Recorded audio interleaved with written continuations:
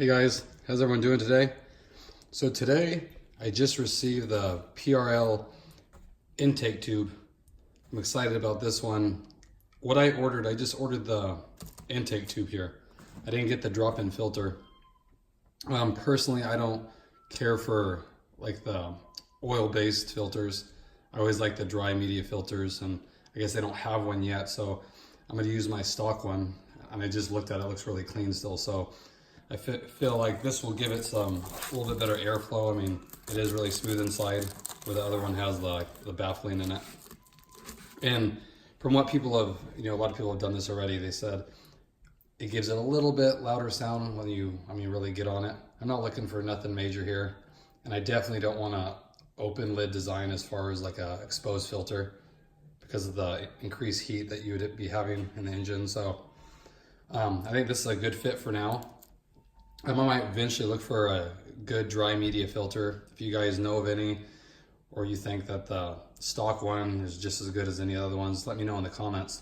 Like I used to have K&Ns, but again, the oil based. I mean, my theory is if it flows a lot more volume of air, you're also letting more dirt go through. That's what a mechanic once told me, that he said, yeah, it flows a lot more air, but so does taking the air filter off. It flows, that's the most.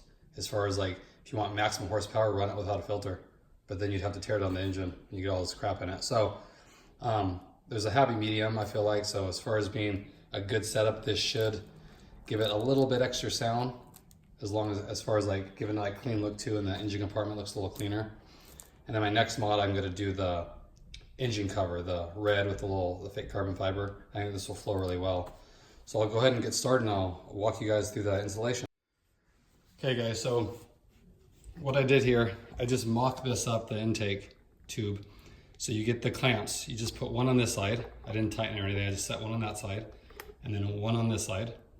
And then now this piece, it comes with just the black piece and then this bracket separate. So the black piece, you just put inside here and then use a clamp. But again, I didn't tighten anything yet.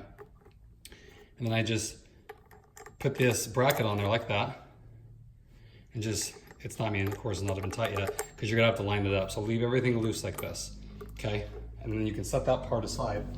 Now you're gonna focus on removing this. So I went ahead and I loosened this clamp right here and then this one. So then we're just gonna go ahead and pop this out. We'll just do it one piece at a time. Okay, so now you have this little piece. That's out of the way. Okay? Now, we have to remove this piece here. So I'll go ahead and loosen this up. Okay guys, so what I did next was, there's these bolts here. Okay, there's one here, there's one here, and then there's two holding this on. So I went ahead and loosened these all up, and they're 10 millimeter. Pretty basic. This one under here, a little harder to get to, but pretty basic here. And then I loosened, actually I did not loosen this one, so it can come off one piece. And I loosened this one up right here. Then this will all slide off from here. So I'll go ahead and take that off and we'll go. Okay, so I got this piece off here. And it just went like this, if you look at it. Pretty straightforward. The hardest thing is to remove this from this little coupler here. What I did to find that it's easier, loosen this one all the way. Because I loosened it, what I thought was all the way. When this starts expanding as you pull on it, it just creates the tension. So I loosened this all the way, as you can see, it's almost coming off. And then I just pried up on the top here. It was like this. I pried back and just started working my finger around here. Eventually it came off, but know this will take you maybe 5-10 minutes to get this off. Because you don't want to pry too hard because could break something here too. So this piece is out now. So that's what you're left with. Everything's out. And then we'll just reverse the process and put the new one in. Okay, so let's get that started. Okay guys, so what I did here, I mocked up how it's gonna look. So I put it in here. Here's those clamps. And what I like to do when I put the clamps on is make it so if you ever have to take it off or anything, they're easy to get to. So I put them this way, so it's easy. You can, if you flip them around, it'd be kind of awkward. So just think of that, like when you go to remove it or whatever you're gonna do with it, just make it so you can get to the actual screws. So that goes like that. This piece here, what you do, you take one of these that you took off your other one. This came off your old intake. There's two of them. You remove one of them, and then one goes right up in here. It's a little rubber. You just put the piece, you take this metal piece out, and you can squish the rubber piece to fit between this bracket, and you pop the metal piece back in, and that bolts to the original spot down here. And that little rubber, it's kind of nice to utilize that because it supports it as far as like not getting vibration, because it's rubber like a little shock. So that's good. So then what you're going to do is position it how you want it. Like, see, I didn't tighten anything yet here. Just, you're going to have to kind of spin this tube a little bit to get this to line up. Once you got it lined up, just go ahead and tighten these down. And advice for these, all these clamps, you don't have to muscle it. Not like my last video where I put all my weight on this thing right here. You don't have to do that. This will compress pretty easy. So you just want to snug them and that's it. And then with the heat, they're going to expand a little bit. So I'll go ahead. So I'm buttoning this back up. I want to tell you guys a little trick here that makes this a little easier. So remember that one screw is pretty hard to get to. It's down here. So instead of leaving this in there like that and trying to like find this the screw here, tighten it, and then some people even drop it down your motor, just pull this out like this. Now look at, easy access. Tighten these up, then put this back in here, tighten this clamp up, tighten this up, done. I was thinking there has to be an easier way to do this because I almost lost the screw down here because it's hard to get to. Just pull it out. There it is. Just like that.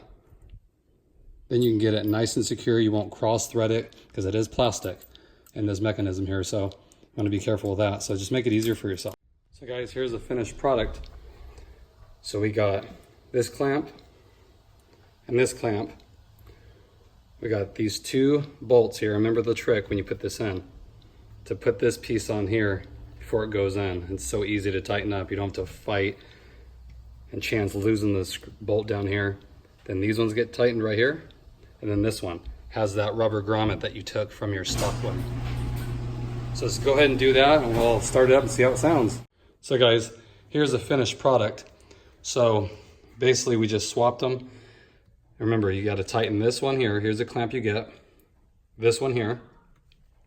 These two bolts here, remember the trick. Put this on this valve here before you stick it in the tube. Makes it so easy. You can get to it from the easiest access, and then it goes in here.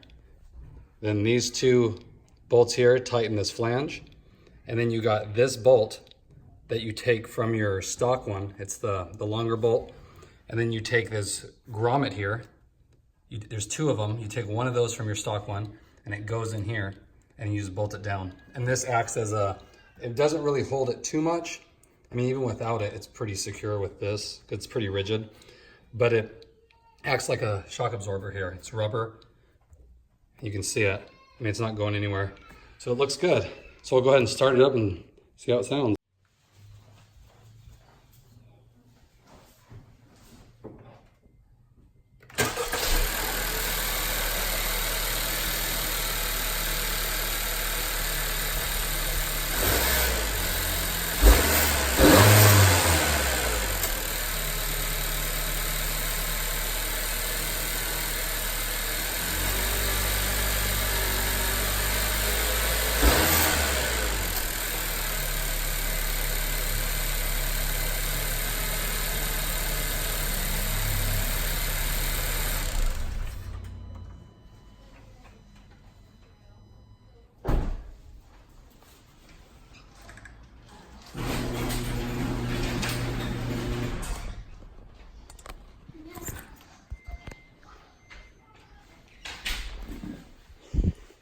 So I could hear a little bit more, nothing crazy, but a little bit more when you let off the gas.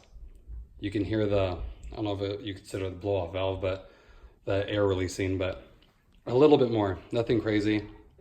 But I've heard things like this, you have to give the computer a chance to kind of learn if they're, I mean, this is nothing major, of course, I mean, if you're flowing anymore, I'm not really sure, but it's pretty basic. Where the other one had a little bit of baffling.